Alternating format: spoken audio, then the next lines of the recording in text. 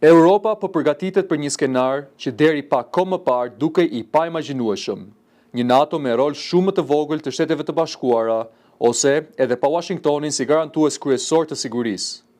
Sipas burimeve diplomatike dhe zyrtarëve të përfshirë në diskutime, po avancon një plan rezerv i quajtur nga disa NATO evropiane. Qëllimi është që vendet evropiane të marrin më shumë poste kyçe në komandën e aleancës dhe të zëvendësojnë gradualisht kapacitetet amerikane me forcat e tyre. Nisma ka marrë hovë të ri pas deklaratave të presidentit Donald Trump, i cili ka kritikuar vazhdimisht aleatët evropian dhe ka kërcënuar me tërheqje nga NATO. Tensionet janë rritur më tej pas përplasjes për luftën me Iranin dhe refuzimit të disa vendeve evropiane për të mbështetur Washingtonin.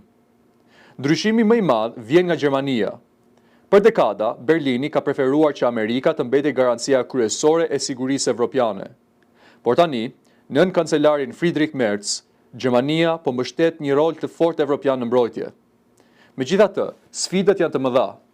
Struktura e NATO-s është ndërtuar prej vitesh mbi logjistikën, inteligjencën dhe komandën amerikane. Zëvendësimi i këtyre kapaciteteve nuk është i lehtë dhe kërkon investime të mëdha. Diskutimet përfshin çështje konkrete si mbrojtja ajrore dhe raketore, korridoret ushtarake drejt Polonisë dhe vendeve baltike, rrjete logjistike dhe drejtimin e stërvitjeve të mëdha ushtarake. Një tjetër element i ndjeshëm është mbrojtja bërthamore. Burime evropiane thonë se Franca dhe Britania mund të kenë rol më të madh për të mbuluar boshllëkun që do të linte SBA-ja. Paralelisht, disa vende po shqyrtojnë rikthimin e shërbimit të detyrueshëm ushtarak dhe rritjen e prodhimit të armëve e teknologjisë ushtarake në Evropë.